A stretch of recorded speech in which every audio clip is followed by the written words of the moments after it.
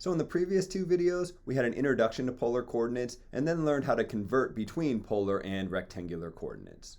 We learned that if you're given polar coordinates and want rectangular coordinates, it's fairly easy. You just have to follow these formulas, where the x-coordinate will be r times the cosine of theta and the y-coordinate will be r times the sine of theta. We then saw that if you have rectangular coordinates and you want to have polar coordinates, it's a little bit trickier.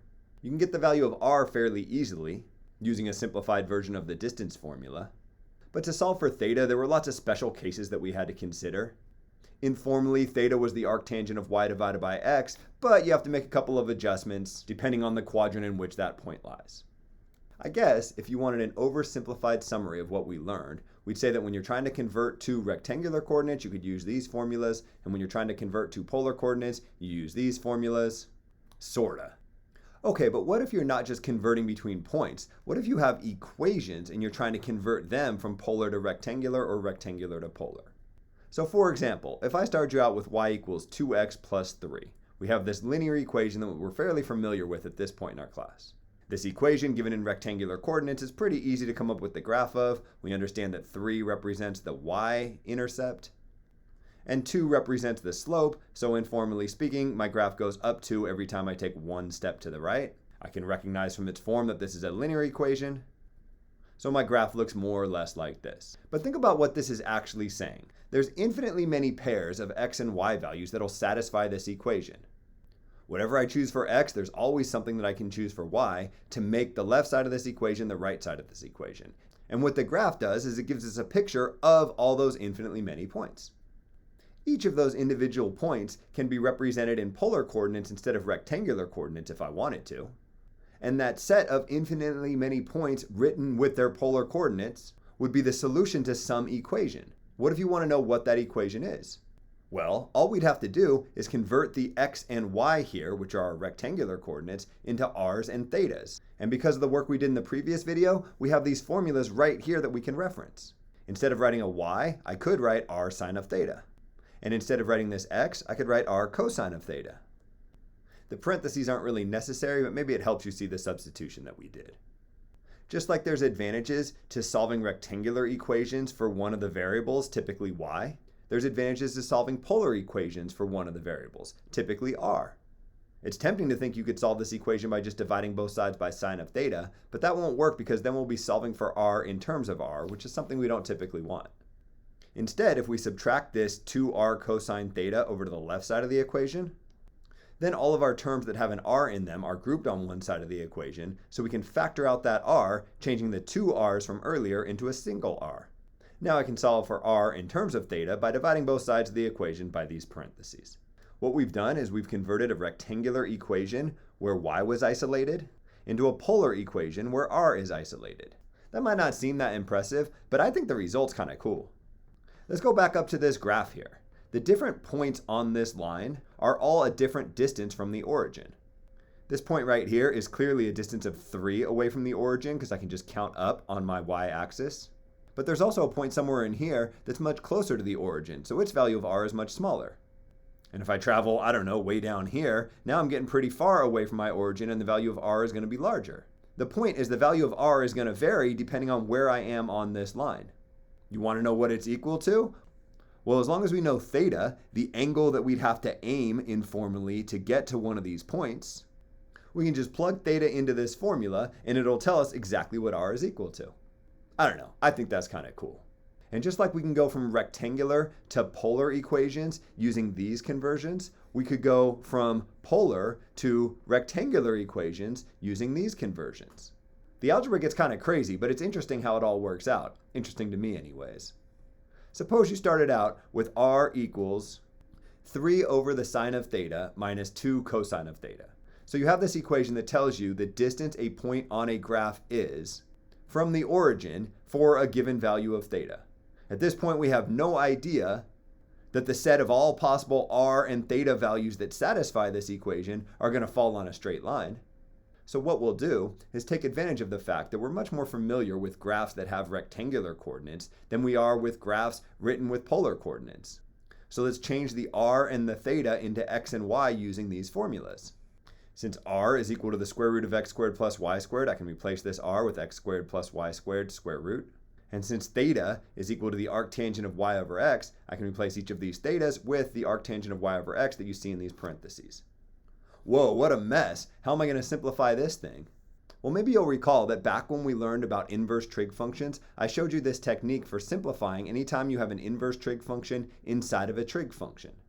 I claimed that it would be a useful technique in future applications, and then I don't think we've seen it a whole lot since.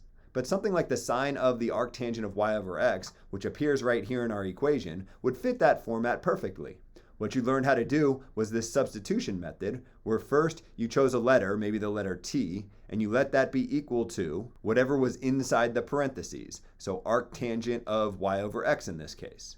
You might argue that theta would be a better choice here than t, but I want to choose t to kind of differentiate that from this in your head. Well, if t is the arctangent of y over x, then the tangent of t is equal to y over x. And if the tangent of t is equal to y over x, I can draw this right triangle here and throw t wherever I want and use SOHCAHTOA to label two of the sides of this triangle. Informally, SOHCAHTOA tells me that the tangent of t is opposite over adjacent, so I'll put a y over here on the opposite side and an x over here on the adjacent side. And now that I have two sides of a right triangle, I really have all three of them because I can use the Pythagorean theorem to solve for the hypotenuse. A squared plus b squared equals c squared. So c, this hypotenuse, is the square root of x squared plus y squared. Wait, how does that all help? Well, remember, arctangent of y over x is what we're calling t. So really what I have over here is the sine of t. And the sine of t is something that I can figure out by looking at this picture.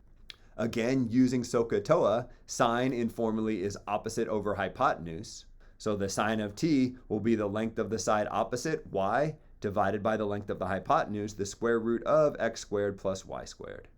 What I'm saying is over here in my equation, instead of writing the sine of the arctangent of y over x, I could write the sine of t, which is equal to y divided by the square root of x squared plus y squared.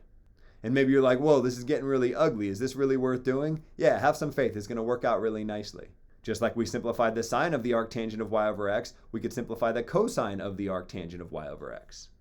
Because I have the same inverse trig function inside the parentheses, I'd do the same substitution that I did up here, where I'd let t be equal to the arctangent of y over x, in which case the cosine of the arctangent of y over x is just the cosine of t.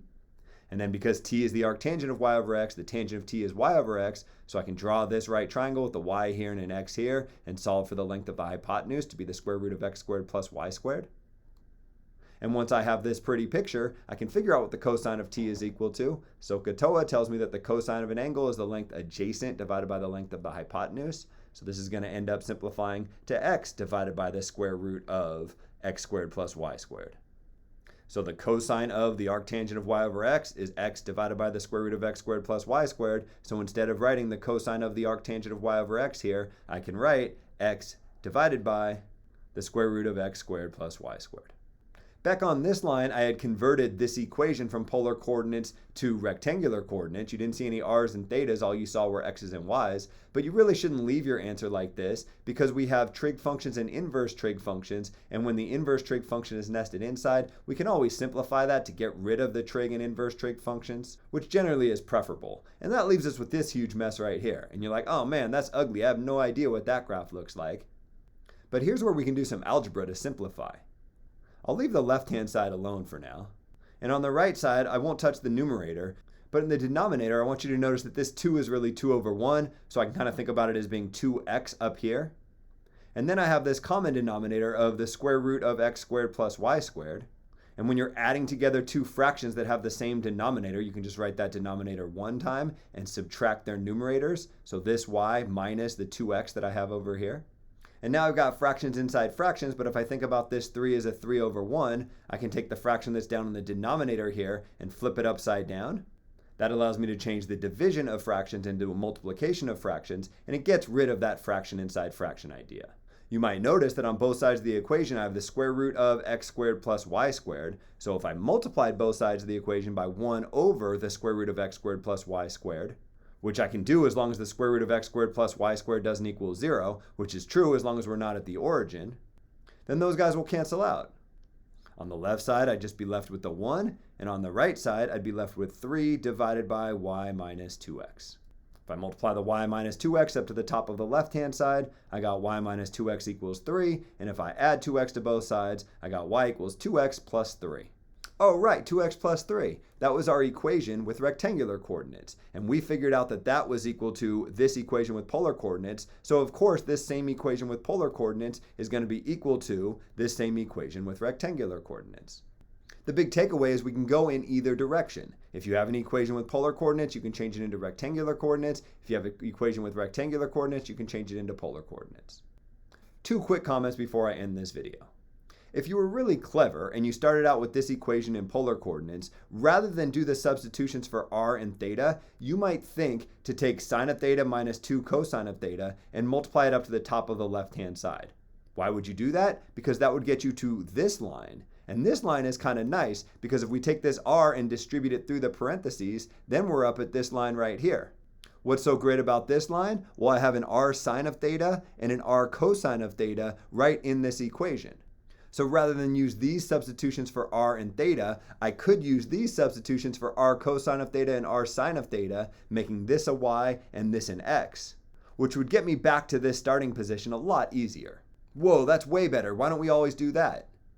Well, sometimes it's not obvious or easy or even possible to get an r sine of theta and an r cosine of theta in your equation.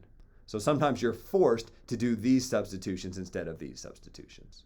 The reason they're fairly easy with this specific example is because I started out with such a simple equation in rectangular coordinates and used that to come up with this mess in polar coordinates. The other comment, the last comment that I want to make, is you might notice that I just changed my thetas into arctangent of y over x. And I didn't worry at all about the fact that arctangent of y over x is always between negative pi over 2 and positive pi over 2, and therefore doesn't quite work right if I'm not in the first quadrant. Really what's going on here is when I do that substitution from this line to this line, I'm making assumptions on the values of y over x in order for this to be the same as this. But because of the way I do this simplification when I have inverse trig functions inside trig functions, those assumptions are kind of accounted for down here in the pictures. It gets a little complicated and I don't want to waste your time. But the short answer is things all kind of work out on their own behind the scenes and you don't have to worry about the fact that this arctangent of y over x formula doesn't always give you the desired value of theta because of the restrictions we put on arctangent. But all that's way beyond the scope of our class, so I'm going to stop this video here.